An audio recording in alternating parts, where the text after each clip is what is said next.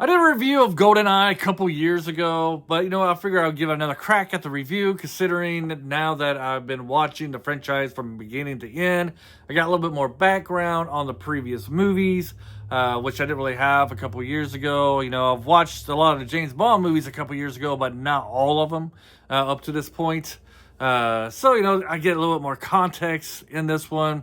This is Pierce Brosnan's first effort as James Bond, and I think he does a pretty good job of playing this character. He really hits the role running.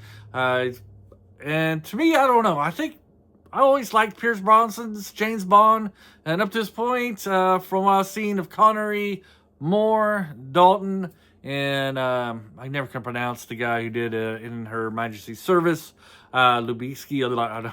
Sorry, I really wrecked that name, but I thought that guy did a great job as being Bond. I wouldn't mind if he would have took over the role permanently.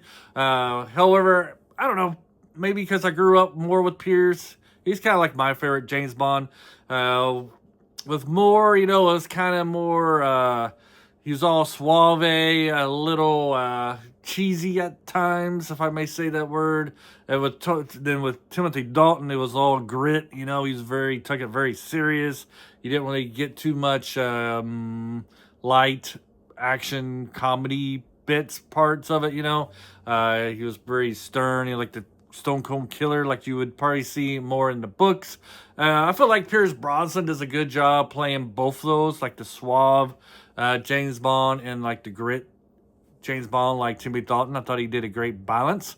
Maybe that was kind of like the evolution of the character throughout the years of this franchise. GoldenEye kind of came out, I would say, roughly at the low point of this franchise. This was 6 years after License to Kill. I believe that we had some copyright issues or something. There was some kind of trouble.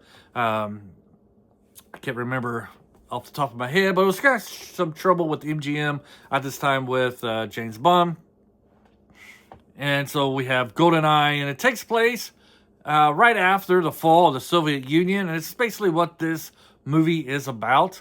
We have the Soviet Union kind of in question, what direction they're going to go. It kind of mimics real life issues at the time of these that the movie was made. And I think it does a pretty good job of capturing the atmosphere, of course, because it was made while it was going on. It's not like it was made into the future trying to repeat the past. And then we have the great Sean Bean in this movie. And this was during Sean Bean's career where he dies in every movie he was in.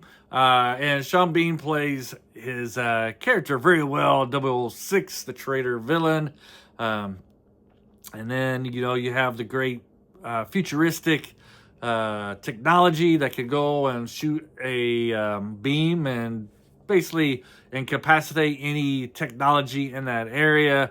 And it was captured by some Soviet Union rogues trying to use it for their own goods. And Sean Bean, I guess his parents were Russians or something like that, if I remember right. Apologize for that. And it's kind of getting some, some revenge for them in a way. That's kind of how I interpret it. Overall, the action sequences in this is really good. I think this was the first movie that I went to, not the first movie, the first Bond movie I saw in the theater, and maybe my last Bond movie I saw in the theater. Might have seen Halle Berry one, Die Another Day. I saw it in the theater. Can't remember. I don't think so. But anyways, I think this might be the only Bond movie I saw in the theater. And I say it didn't just disappoint. I love at the beginning. My wife points this out to me all the time when we watch this, because this is like, I think Roger Moore thinks it's her favorite, but Pierce is right behind it. She's the real big Bond movie. She's a bigger Bond movie fan than I am. But every time we watch GoldenEye, without fault, she always points out at the beginning how it's always going down, like the whole first 15 minutes of this movie, he's just going down. He jumps off the dam and he goes down into the base.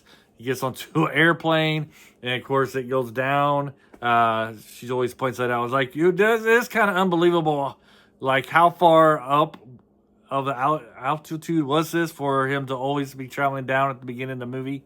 It's kind of crazy.